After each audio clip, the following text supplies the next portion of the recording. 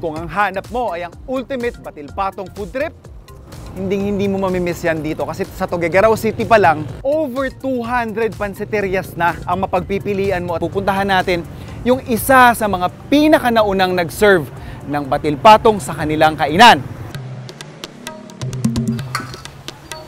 Okay na. Hi! Ako po si Presi Araw, isa sa may-ari ng pinakamatandang pansiteria dito sa Tuguegarao. Sauce po ito, ma'am, kaldo. Opo, andito na yung ng stock ng bones.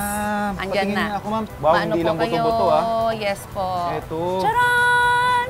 Wow. So, buto rin po ito ng baka? Kalabaw. Lagay natin. Lalagay lang natin. Halo natin, sir. Ma'am Presi, paano po kayo nag-umpisa dito? Paano kayo napunta sa batil-patong? Kusinera po talaga ako, mahilig kayo magluto before? Hindi ako mahilig magluto dati. Ang nagturo sa akin, yung mga in-laws ko. Kasi sila ang dating nagluluto dito. Pamana ito ng mga in-laws ko sa mister ko.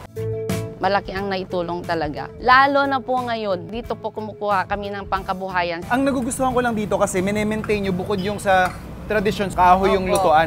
May sentimental value eh. Sentimental value. Yes. And siguro from a culinary standpoint, yun nga, may nai-infuse o may nailalagay na aroma doon sa ating siniserve. Kakaiba yung inyong sandok. Ano pong tawag sa inyo dito? Pakul. Pakul? Yes po. Ganito yung shape niya, saka design. Opo. Siyempre, pagka magsandok ka. At saka itong gilid kasi, sir, yan yung pag-cut mo ng, ng noodles. Ano yung sekreto bakit tumagal ng more than 50 years itong pansiteria ninyo?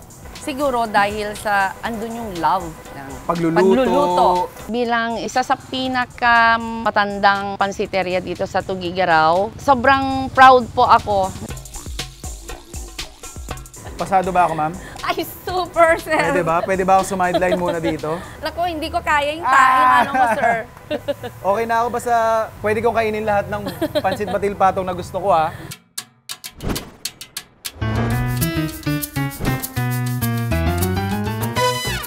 Diyos ni kamungamin! Excited na akong magturo sa inyo kung paano ang luto ng pansit batil-patong.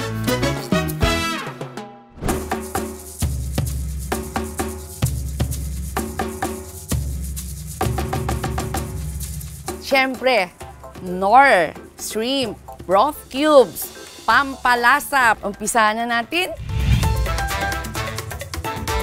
Isa muna natin yung hipon.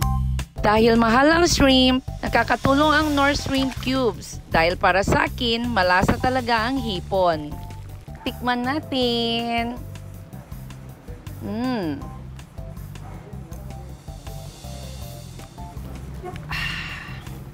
Iba talaga. Andun yung lasa ng ng shrimp talaga.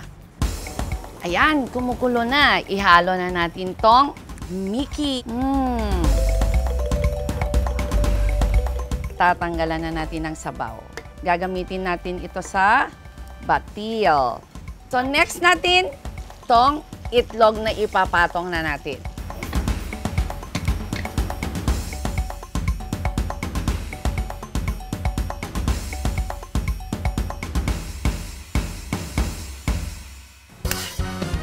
Ito yung tinatawag na bati. Wow, gutom na ako. Gusto ko nang kumain.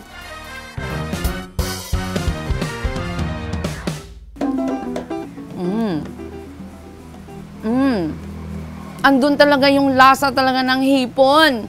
Ay, parang ayaw ko nang tigilan.